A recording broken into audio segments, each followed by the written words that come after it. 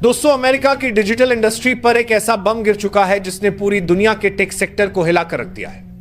वो अमेरिका जिसने दशकों तक पूरी दुनिया की डिजिटल अर्थव्यवस्था पर राज किया, अब उसकी नींव भारत ने हिला दी है। Google, Facebook, WhatsApp, Instagram, Amazon और एप्पल जैसी दिग्गज कंपनियों की हालत अब उस सम्राट की तरह हो चुकी है जिसके किले में पहली बार दरार पड़ी हो। दोस्तों, यह खबर सिर्फ एक नई ऐप लॉन्च होने की कहानी नहीं है, बल्कि यह भारत की डिजिटल आजादी की घोषणा है। जी हां, भारत ने लॉन्च कर दिया है अपना खुद का स्वदेशी ऐप स्टोर, और यह कदम सीधा सीधा गूगल प्ले स्टोर की बादशाहत को चुनौती दे रहा है। साथियों, मैंने कभी आपसे यह नहीं कहा कि इस चैनल को सब्सक्राइब करें, लाइक करें या शेयर करें, क्योंकि मुझे हमेशा यह भरोसा रहा कि अगर मेरी बात में दम होगा तो लोग खुद ब खुद सुनेंगे। देखिए, कभी भारत को सिर्फ एक डिजिटल उपभोक्ता बाजार के रूप में देखा जाता था। अमेरिका की कंपनियों के लिए भारत अरबों डॉलर कमाने का सबसे आसान जरिया था। यहां के करोड़ों लोग, यहां की युवा आबादी, यहां का विशाल इंटरनेट यूजर बेस, सब कुछ विदेशी कंपनियों की कमाई का जरिया बना हुआ था। भारत के ऐप डेवलपर्स और स्टार्टअप्स गूगल और एप्पल जैसी विदेशी कंपनियों के प्लेटफॉर्म पर अपनी ऐप्स डालते तो उन्हें भारी भरकम कमीशन चुकाना पड़ता।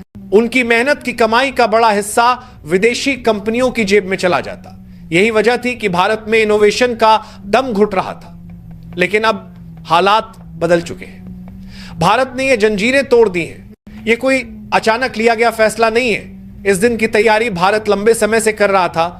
गुप्त रूप से एक ऐसा प्लेटफॉर्म बनाया जा रहा था जो एक दिन अमेरिकी कंपनियों की नींदें उड़ा देगा। और आखिरकार वह दिन आ ही गया। भारत ने अपने इंडस ऐप स्टोर को लॉन्च कर दिया है। यह सिर्फ एक ऐप स्टोर नहीं है, बल्कि यह भारत की उस डिजिटल क्रांति का प्रतीक है जो अब पूरे विश्व में सुनाई देने वाली है। अकेले प्ले स्टोर ही गूगल को करीब 18 अरब डॉलर की आमदनी देता है। इसके अलावा गूगल एड्स, क्लाउड, यूट्यूब और जीमेल जैसी सेवाओं से गूगल अरबों डॉलर और कमाता है। लेकिन सोचिए, इनमें से सबसे बड़ा हिस्सा आता कहां से है? जी हां, भारत जैसे देशों से। अकेले भारत गूगल के लिए सबसे बड़ा मार्केट है। अब जब भारत ने अपना खुद का ऐप स्टोर लॉन्च कर दिया है तो सीधा मतलब है कि गूगल की सबसे बड़ी कमाई पर सबसे बड़ा वॉर हो गया है।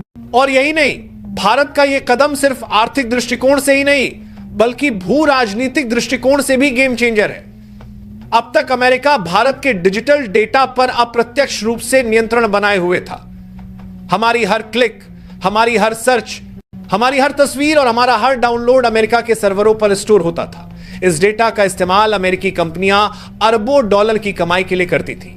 लेकिन अब भारत ने साफ संदेश दे दिया है, भारत का डेटा भारत में ही रहेगा।